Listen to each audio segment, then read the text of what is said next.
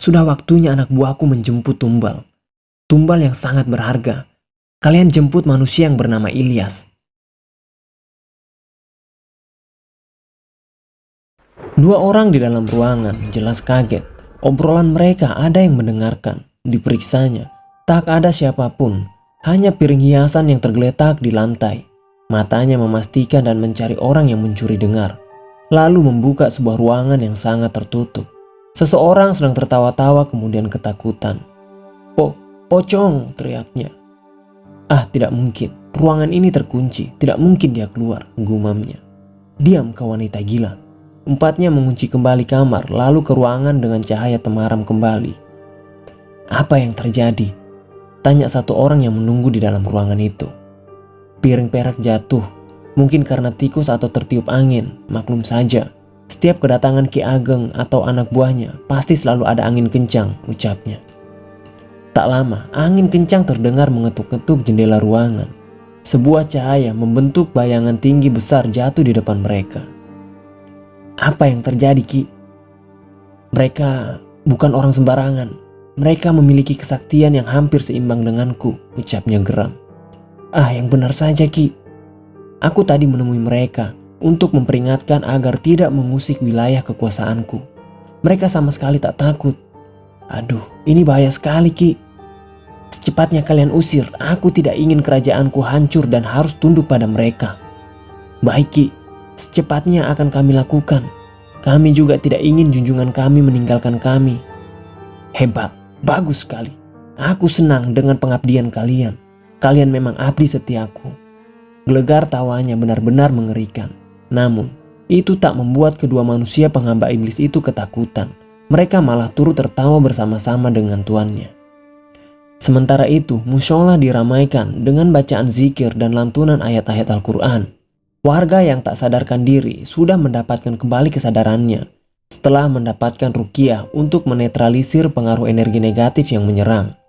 Warga mulai tenang dan ikut berzikir bersama yang lainnya secara khidmat. Ilyas dan Kiai Tapa duduk berdua di salah satu sudut musola mendiskusikan sesuatu. Nanda Ilyas, penyakit yang menyerang warga ini ada kaitannya dengan penyakit dari makhluk gaib. Alhamdulillah, sudah teratasi. Hanya penyakit lahiriahnya saja yang harus diobati, ucap Kiai Tapa. Insya Allah Pak Kiai, saya akan meminta bantuan pusat untuk segera mengirimkan bantuan medis. Desa ini juga membutuhkan perawatan medis. Bagaimana dengan perjanjian itu? Apa kita bisa membuktikan bila kutukan yang menjadi kepercayaan mereka disebabkan adanya orang yang bersekutu dengan Ki Ageng Mayitan?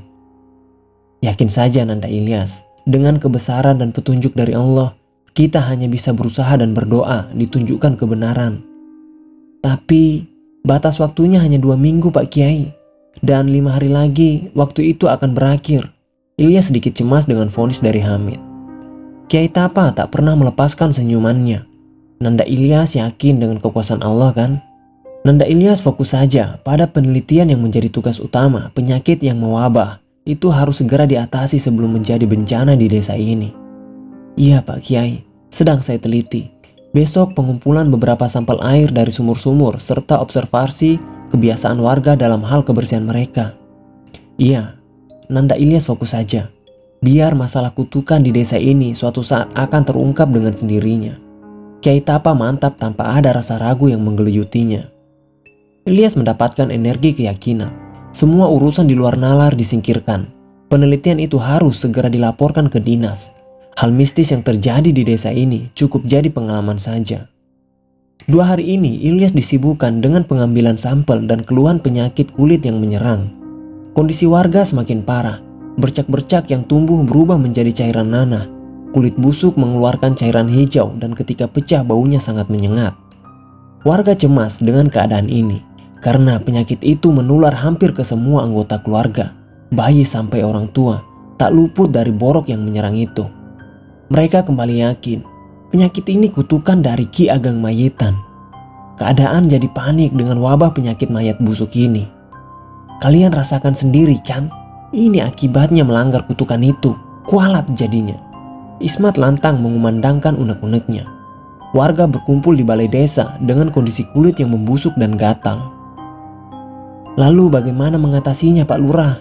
keadaan ini semakin parah, ucap warga. Sesuai adat, kita harus menumbalkan orang yang menyebabkan kutukan itu.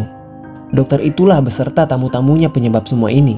Lihat orang-orang yang ikut ajaran sesat mereka kena penyakit itu kan? Sedangkan yang tidak mau percaya, lihat mereka. Apa mereka terserang?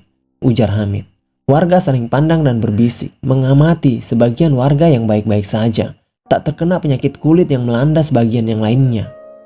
Benar kan kataku? Kalian itu dikasih tahu ngeyel. Tidak ada cara lain. Kita harus adili dokter sok tahu itu. Bersama dengan tamu-tamunya yang hanya membuat bencana di desa kita. Seperti halnya Aslam. Mereka itu menyebarkan sihir untuk mengembalikan kutukan si Aslam. Apa kalian sadar? Ajaran mereka sama seperti si Aslam, ajaran sesat. Ismat semakin membakar kecurigaan warga. Apa benar begitu Pak Ismat? Mereka mengajarkan ajaran agama Pak, protes satu warga. Kamu itu sedang dibodohi. Coba kamu ingat-ingat, sebelum mereka datang, desa ini aman-aman saja. Arwah penasaran saja yang menjadi ketakutan kita. Itu wajar, sebab mereka mati akibat kutukan musola itu. Sekarang, selain kutukan itu, kita harus menderita dengan penyakit mayat busuk ini. Apa kalian tidak curiga dengan semua itu? Warga terdiam sejenak. Kalian masih ragu? Kalian mau jadi korban selanjutnya setelah menderita penyakit kutukan ini, seperti yang dialami Pak Aryo dulu? Ucap Hamid lantang dan menggebu-gebu. Warga kembali berpikir dan lantas kompak bersuara serentak. Tidak Pak Lurah. Hamid tersenyum puas. Bagus. Sekarang kita adili Dokter Ilyas untuk tanggung jawab atas apa yang sudah dilakukannya. Setuju. Teriak Lurah Hamid memanas-manasi warganya. Mereka mengiyakan, menyetujui saran dari Hamid tanpa berpikir panjang. Sementara di istana Ki Ageng Mayitan, tangisan, teriakan, jerit ketakutan dan kesakitan terdengar di mana-mana. Orang-orang berteriak-teriak nyeri, manakala sosok-sosok prajurit berwujud pocong melecutkan cambuk pada mereka yang dipaksa bekerja tanpa henti. Ada yang mengangkat batu, menarik gerobak berisi material berat, menjadi kuda untuk menarik pasukan yang ada. Bahkan yang lebih membuat miris, sebagian dijadikan pijakan, berjajar layaknya batang pohon yang dijadikan jembatan. Atang amat ketakutan dengan pemandangan itu. Ia terus menangis tak tahan dengan penyiksaan yang dilihatnya itu.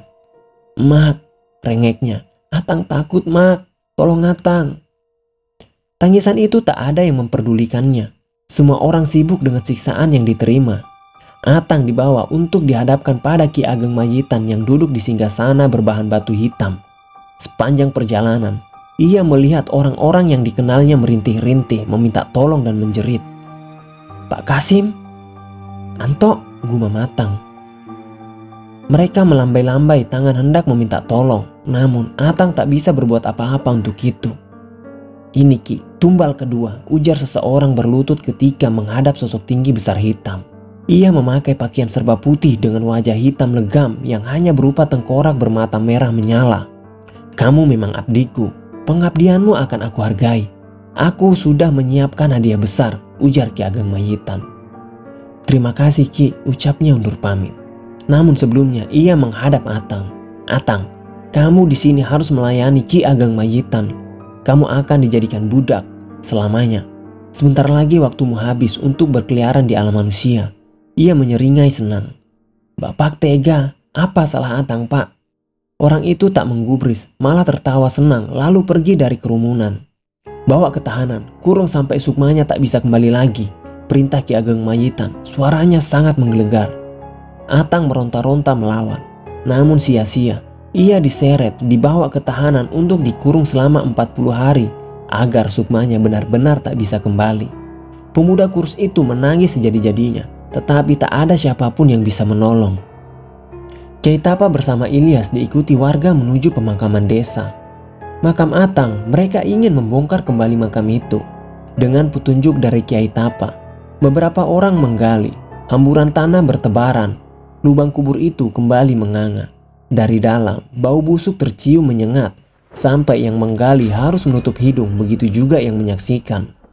Ada apa ini? Tanya Hamid bersama Ismat ikut menyusul. Mereka menerima laporan tentang pembongkaran makam. Ini sudah kelewatan Pak Lurah.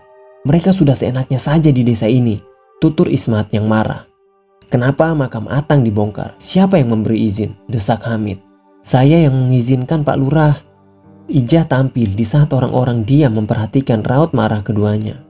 Kamu Ijah. Ismat mengalihkan pandangan. Ijah, kamu ini sudah tidak waras ya?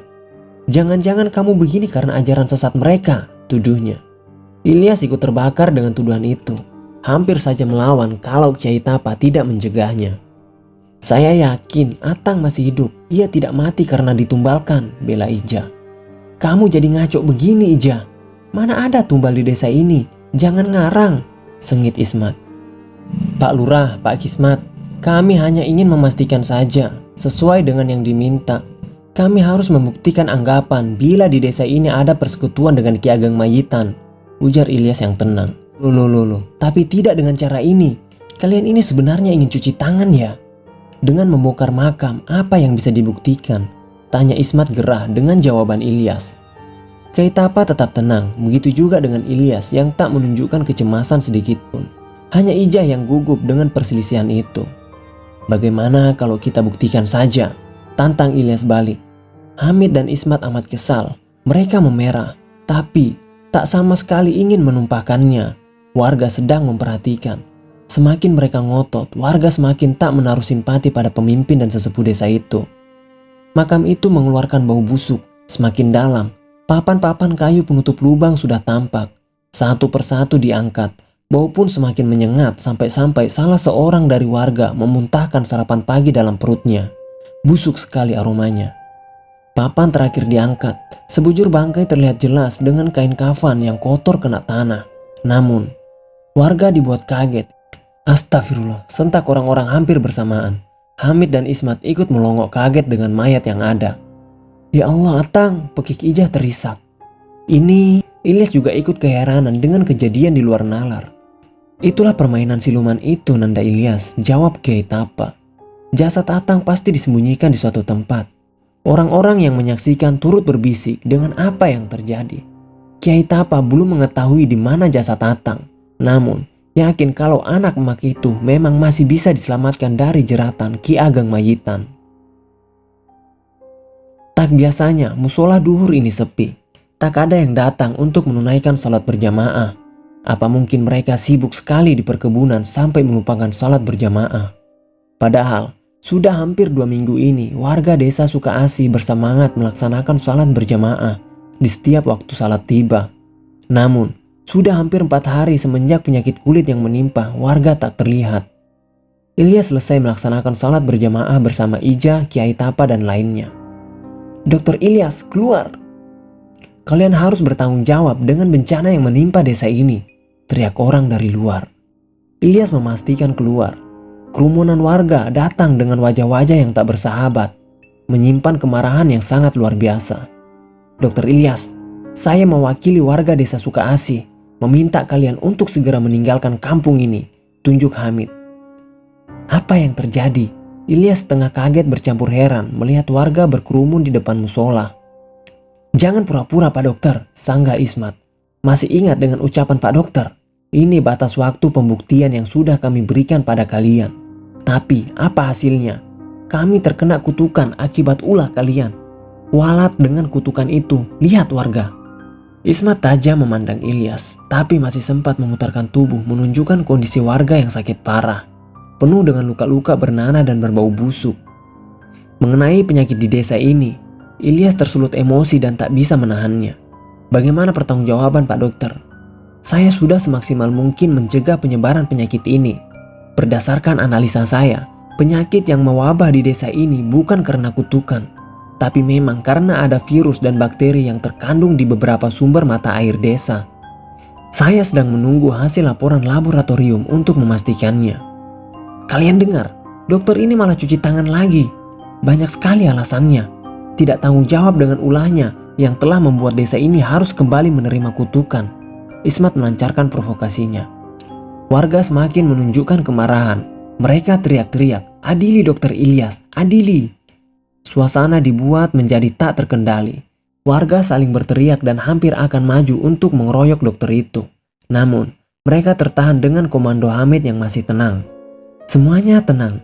Perintah Lurah Hamid menengahi kericuhan yang terjadi. Warga tertahan. Ia mengendalikan kembali fokusnya pada Ilyas. Sesuai janji, Pak Dokter bersedia melakukan apapun untuk bertanggung jawab, benar kan? Tanya Hamid melembut. Saya bertanggung jawab, Pak Lurah. Saya hanya sedang menunggu hasil laboratorium dari pusat. Wabah yang menyerang warga sudah saya teliti dan tinggal menunggu hasilnya. Jadi, mohon bersabar supaya saya bisa meminta bantuan pusat mengenai wabah ini lebih lanjut. Jelas Ilyas. Ah, alasan. Kita tidak percaya, ujar Ismat, lalu menoleh ke arah warga. Kalian percaya dengan kebohongan Dokter Ilyas? Lantang, serentak orang-orang menyatakan tidak dan Ismat sangat diuntungkan dengan posisinya memojokkan Ilyas. Pak Dokter, kami tidak membutuhkan hasil laboratorium.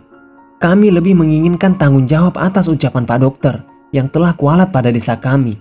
Ismat melancarkan aksi memanas-manasi Ilyas agar terpancing emosi. Jengkel bercampur kebingungan dengan aksi warga yang malah mempercayai hasutan Ismat. Ilyas mengatakan yang sebenarnya. Ia memang sedang menunggu hasil laboratorium dari penelitian beberapa hari belakangan ini. Pak Dokter, saya sebagai lurah desa Sukaasih tidak bisa membiarkan masalah ini berlarut-larut. Saya memiliki kewenangan untuk melindungi warga dari bahaya. Apa yang telah Pak Dokter lakukan selama ini telah banyak merugikan desa kami. Jadi, kami akan menuntut pertanggungjawaban Pak Dokter, kata Hamid. Pak Lurah dan warga, sudah saya katakan dari tadi, saya akan bertanggung jawab dan itu akan pasti saya lakukan. Saya benar-benar menunggu hasil laporan laboratorium. Demi Allah, ucap Ilyas gemas dengan kebodohan warga yang terus menekannya. Tidak usah bawa-bawa nama Allah, Pak Dokter. Begini saja, menurut adat kampung ini, Pak Dokter, kami tantang untuk bermain kupluk untuk menentukan siapa yang benar dan salah. Jika menang, artinya apa yang dikatakan Pak Dokter benar. Dan jika salah, Pak Dokter akan kami perlakukan seperti Ustadz Aslam yang telah membuat kutukan di desa kami. Ucap Hamid menatap serius Ilyas. Pandangannya kemudian berputar ke arah kerumunan warga. Setuju tidak? Teriakan warga menyetujui usulan itu. Ilyas menghela napas yang panjang. Astagfirullah. Kalian malah percaya menentukan benar salah dengan mengadu dadu. Hatinya merasakan miris yang menyayat. Apa Pak Dokter takut? Tantang Pak Hismat. Itu permainan mengadu nasib dan bukan solusi permasalahan ini. Permainan itu dilarang dalam agama. Pak Dokter tidak usah banyak berdalih. Mau apa tidak, itu saja. Kami hanya mengikuti adat dari leluhur kami. Sebaiknya tidak melarikan diri dari tanggung jawab, pancing Ismat. Ilyas memandang ke belakang. Sinar matanya menunjukkan kebimbangan dengan keadaan yang menyempit. Kyai Tapa mengerti dan menganggukkan kepala. Lalu kembali mengarahkan pandangan pada warga desa yang menunggu jawaban. Baik, saya terima. Semoga Allah mengampuni langkah ini dan menunjukkan siapa yang benar, ujarnya. Ismat dan Hamid saling lirik dan tersenyum puas. Di atas meja yang mendadak disediakan, sudah tergeletak 2 buah dadu beserta alat pengocoknya. Ilyas duduk menghadap Hamid untuk bermain kupluk. Pak Dokter paham peraturannya? Tanya Lurah Hamid basa-basi. Diam saja, Ilyas tak selera menjawab pertanyaan itu. Ia bukan seorang penggila judi dadu. Jadi, pertanyaan tadi terasa konyol di benaknya. Peraturannya sederhana. Pak Dokter cukup menebak angka berapa yang keluar dari dadu. Bila angka dadu tepat sesuai tebakan, Pak Dokter memenangkan permainan ini. Mudah kan? Dadu di meja mulai dikocok. Jantung Ilyas deg-degan. Nasibnya ditentukan dengan kocokan dadu yang akan keluar. Tak henti-hentinya Ilyas berdoa. Nyawanya benar-benar dipertaruhkan kali ini. Hamid sangat semangat mengocok-ngocok dadu. Kecepatan tangannya lihai mengaduk-aduk dadu dan alat pengocok berbentuk gelas tak transparan. Tak hentinya bibir Hamid mengumbar senyum puas melihat ekspresi sang dokter yang agak pucat. Kocokan dihentikan. Berapa angka yang keluar? Tanya Hamid. Tenggorokan Ilyas turun naik. Napasnya agak lambat menahan kegugupan yang ada. Ragu bercampur rasa tertekan tarik-menarik dalam benak. Jujur, ia tak tahu berapa angka yang keluar. Hanya mengandalkan perasaan dan naluri tajamnya untuk selamat dari hukuman adat desa yang telah mengantarkan Ustadz Aslam pada kematiannya. Ilyas rasa berada di ujung tanduk. 10. Tiba-tiba saja angka itu terucap. Entah mendapat bisikan dari mana, Ilyas tidak cukup yakin dengan angka yang disebutkannya itu. Anda yakin Pak Dokter? Ini menyangkut hidup dan mati loh, ujar Hamid lembut. Namun efeknya cukup menghujam rasa ketakutan pada Ilyas. Wajah dokter itu semakin memucat. Tenggorokan terasa kering sampai beberapa kali menelan ludah. 10. Agak terbata-bata bercampur kepasrahan. akan nasib yang menimpanya kelak. Lemas dan penuh harapan, tak hentinya hati Ilyas berdoa agar benar-benar bisa selamat dari permainan konyol ini. Bibir Hamid melebar, tangannya sengaja memperlambat membuka pengocok dadu. Kepuasan terlihat jelas di bibir Hamid. Melihat ketegangan yang ditunjukkan Ilyas, Hamid mengintip sedikit dadu yang masih ada dalam pengocok itu. "Oh, bersiap Pak Dokter. Nasibmu akan segera ditentukan di sini," ujar Hamid. Ilyas memejamkan matanya sebentar. Sudah harus pasrah dengan hasil yang akan ditunjukkan dadu di dalam pengocok yang baru seperempat terbuka. Dengan cepat, pengocok dadu dibuka. Warga antusias melihat hasilnya, tepat atau tidak, sesuai dengan tebakan dokter itu atau malah membawanya pada hukuman desa. Mata Ismat hampir keluar setelah melihat hasilnya. Sangat kecewa, Ismat terdiam seketika. Sedangkan Hamid tersenyum puas dengan hasil yang didapatkan dari kocokannya itu. "Selamat Pak Dokter. Nasib baik masih menyertai Anda," ucap Hamid. Ilyas tengah tak percaya. Dibukanya mata yang terpejam. Di atas meja, 2 buah dadu menunjukkan sisi angka 6 dan 4. Tebakannya tepat, doanya terkabul. Alhamdulillah, pekik Ilyas yang langsung bersujud syukur seketika itu juga. Warga terdiam dan tak berani berkomentar. Sesuai dengan kesepakatan, Ilyas tidak berbohong. Warga percaya bila dokter itu bukanlah penyebab kutukan ini. Sangat berbeda dengan dahulu yang menimpa Ustadz Aslam. 3 kali kesempatan semuanya meleset.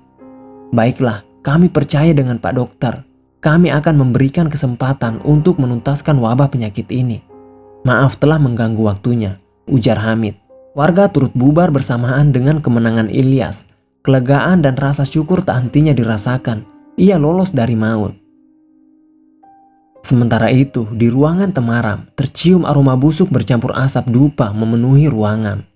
Ki Ageng Mayitan sudah hadir di antara 2 orang abdi setianya itu. "Kalian berhasil?" tanyanya. "Berhasil.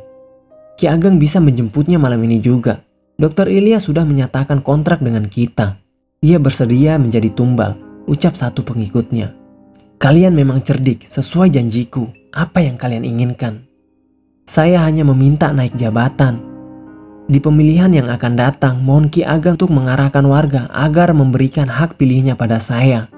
Saya ingin mencalonkan diri jadi bupati, dan Ki Ageng akan mendapatkan tumbal lebih banyak lagi. Desa ini sudah terlalu kecil dan penduduknya makin sedikit," ucap satu orang yang duduk agak di belakang. "Itu permintaanmu. Mudah sekali. Aku akan kerahkan anak buahku agar saat pemilihan nanti, orang-orang memilihmu." "Terima kasih Ki Ageng, saya akan selalu menjadi abdi setia Aki." "Aku senang memiliki abdi setia sepertimu, dan kamu sebagai juru kunciku. Sudah kupersiapkan hadiah yang luar biasa. Kamu aku angkat menjadi penasihat kerajaan dengan gelar Ki Adipati Pasomayit." "Terima kasih Ki Ageng, saya sangat terhormat sekali mendapatkan posisi tersebut. Saya akan membawa lebih banyak pengikut dari golongan manusia untuk menjadi abdi setia Ki Ageng," ucap yang satunya. Ya, aku suka bila banyak manusia yang menjadikanku sebagai pujaan dan sesembahan mereka. Kerajaanku akan semakin besar dan semakin dikagumi di kalangan bangsaku. Saat ini, penghalang kita adalah mereka-mereka yang kuat dengan keyakinannya pada Allah, Raja alam semesta. Mereka manusia-manusia yang patut diwaspadai. Kalau soal itu, kami akan mengaturnya. Dengan jabatanku nanti sebagai seorang bupati, sedikit demi sedikit kuhapuskan keyakinan dan menyesatkan mereka dari kepercayaan akan Allah. Tiada yang berhak dipuja selain Ki Ageng Mayitan, junjungan kami, ucap satunya lagi. "Aku senang dengan rencanamu dan akan aku dukung. Baiklah, sudah waktunya anak buahku menjemput tumbal. Tumbal yang sangat berharga, bau dupa tercium, asapnya terbawa embusan angin. Mantra-mantra pemanggil terdengar lirih dari mulut salah seorang yang sedang duduk bersila. Mantra selesai dirafalkan, lalu kabut putih tipis hadir di hadapan mereka dan berbentuk 4 sosok pocong melayang-layang. "Kalian jemput manusia yang bernama Ilyas," perintah orang tersebut. "Baik, kami laksanakan perintah Ki Adipati Pasomayit," ujar keempat pocong yang baru saja tiba lalu kembali berubah menjadi kabut putih dan menghilang untuk menjemput korbannya. Jam dinding kamar menunjukkan waktu 1.48. Ia terlelap dalam tidurnya. Hawa dingin yang menusuk berembus kencang, membuat dokter itu menggigil. Ada rasa aneh yang menyelimuti. gemetaran dan gelisah. Tiba-tiba saja suasana hati amat gelisah, meskipun mata sedang terpejam. Kesadarannya ingin bangun, akan tetapi mata tak bisa terbuka. Aroma dupa bercampur bangkai busuk, samar-samar tercium, semakin membuat sang dokter merasakan kegelisahan. Keringat dingin di tubuh dan dahi mengalir deras. Berulang kali Ilyas ingin membuka mata dan mulut, tapi semuanya sia-sia. Susah sekali terbuka. Telinga mulai menangkap suara-suara aneh seperti yang pernah didengar saat di rumah Ija sebelum kematian Natang. Suara itu sudah bisa ditebaknya, keranda mayat yang turun dari atas atap dengan 4 pocong yang menyusungnya. Tak sampai di sana, langkah kaki melompat juga turut mendekat, semakin membuat panik dengan keadaan yang tak kunjung juga bisa membuka mata atau menggerakkan kaki. Semuanya terasa ada yang mengikat. Ia merasakan hawa keberadaan keempat makhluk itu sangat dekat. Keringat semakin deras mengalir dan rasa gelisah semakin menjadi. Sudah diukur belum? Suara terdengar dari telinganya lirih. Sebentar, mana talinya? Ilyas merasakan ada sesuatu yang menempel, panjang dan sepertinya memang tali ukur. Lantas setelah itu, ia merasakan ada yang mengikat kencang. Tali sudah, sekarang kita jemput dan bungkus dengan kain lalu masukkan dalam keranda. Seketika tubuh Ilyas terasa ada yang membungkus. Setelahnya ia merasakan sangat sesak. Kali ini matanya bisa terbuka dan